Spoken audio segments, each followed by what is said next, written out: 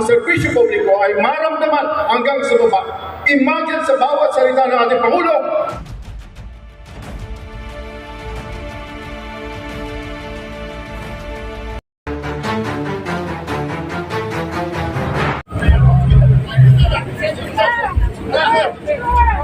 At nandito na po ang ating Undersecretary, Cesar Chavez Nandito.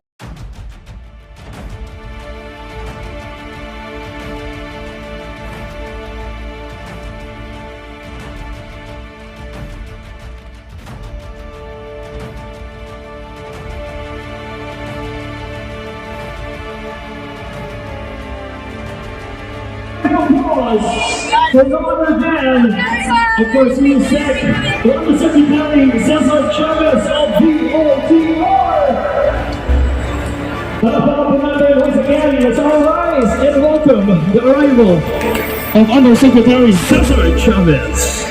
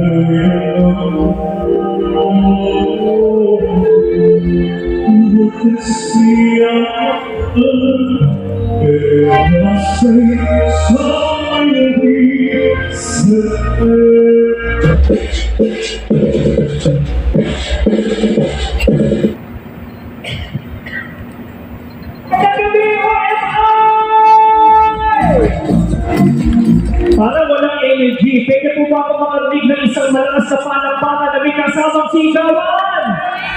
One Movement Incorporated on our second year. Okay, some situation in the Business and Transformational Leadership by Best International and Cambridge College, Britain, London. Without further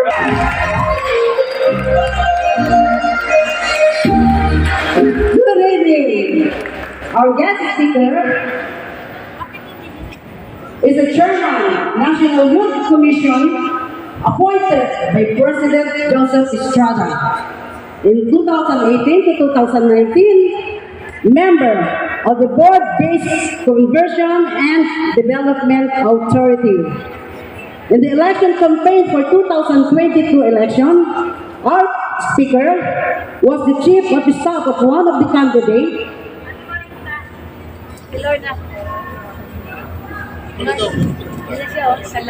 Before he resigned in August 2021.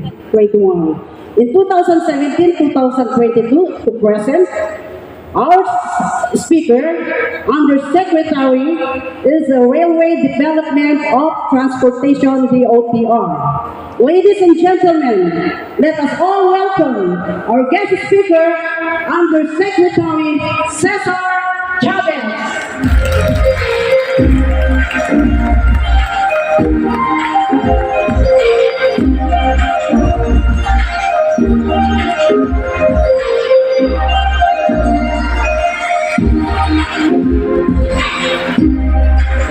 Magandang gabi sa inyong lahat. Magandang gabi po. Alam mo ninyo, naging elementary student ako 1973 to 1979. Sino ba mga kaidat ko rito? 79? Ay, nako. At nung ako'y nag-high school, Justice 1980s. Kaya nung ako'y pinakilala ng ating First Lady, Madam Lisa Marcos, sa ating mga leader ng iba't ibang support groups, Kaagad nating pinulong ang iba't ibang support groups o organization na tumulong sa ating Pangulo. Dito lang po tayo. Ang binanggit ko ho kay Marlon at sa iba pang mga support groups, ako ay lumaki at nagkamulat sa panahon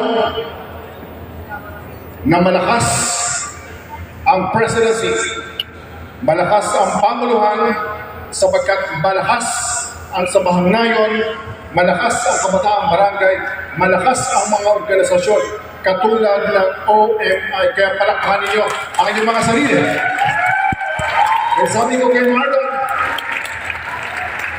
pagkatapos ng eleksyon at sa mga susunod na pagkakataon, i-elevate natin ang engagement, gobyerno at ang people's organization ng katulad ninyo. Yes!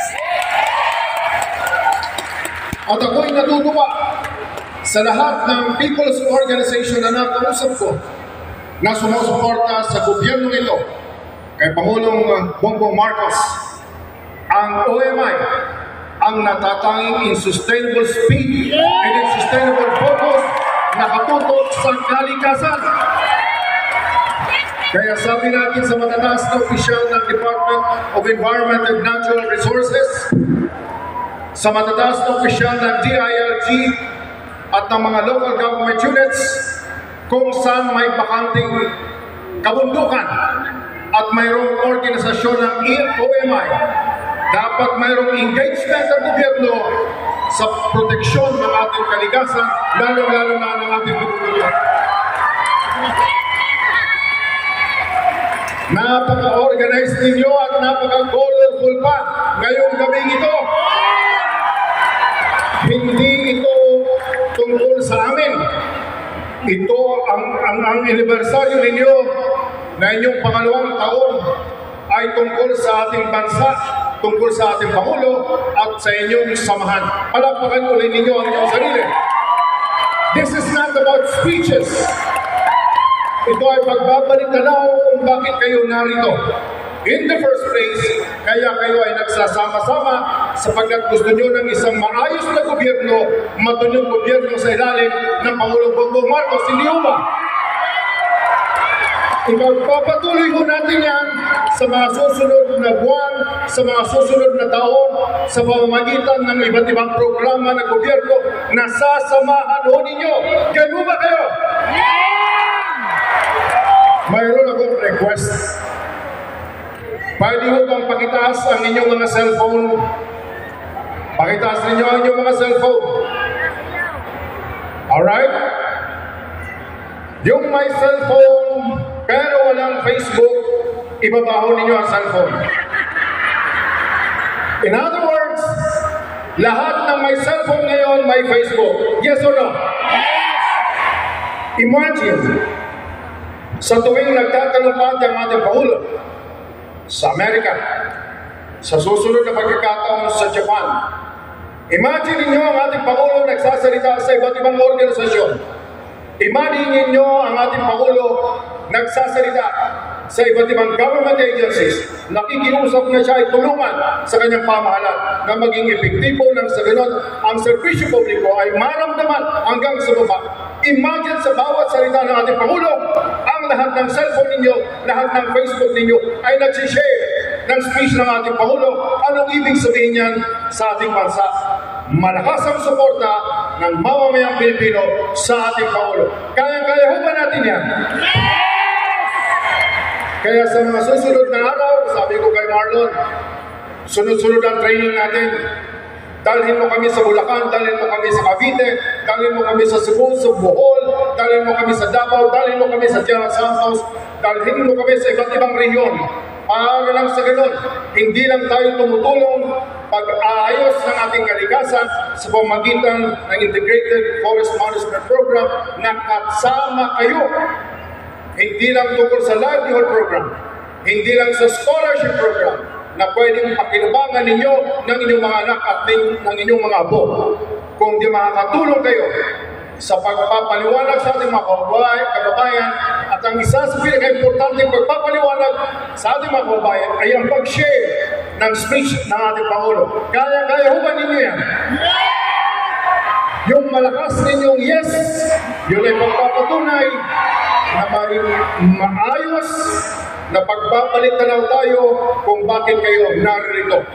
Narito kayo sapagkat 2 years ago, nagsama-sama kayo para suportahan ang ating Pangulo, para ang ating Pangulo ay makapagserbisyo ng tama, ng sapat, ng totoo at tunay sa ating mga kababayan. Maraming salamat sa inyo. Congratulations, OMI! Mabuhay ang OMI! Mabuhay! Mabuhay ang ating Pangulo! Mabuhay!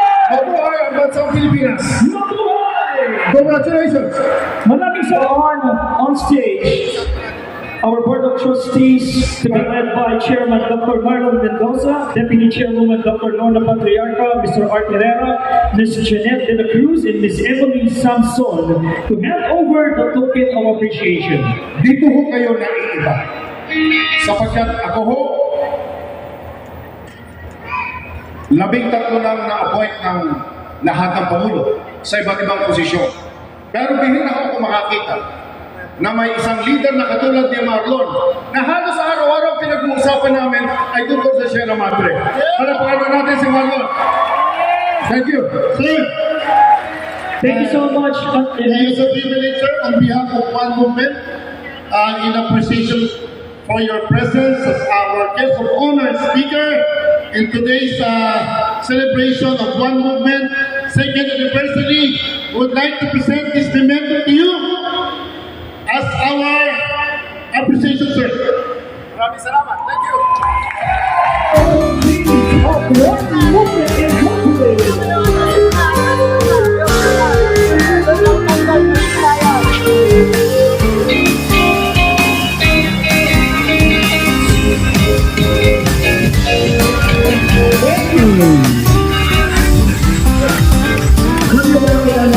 Pero kung maganda, tumitignan natin yung mga katabi ko na natin. Pwede ba?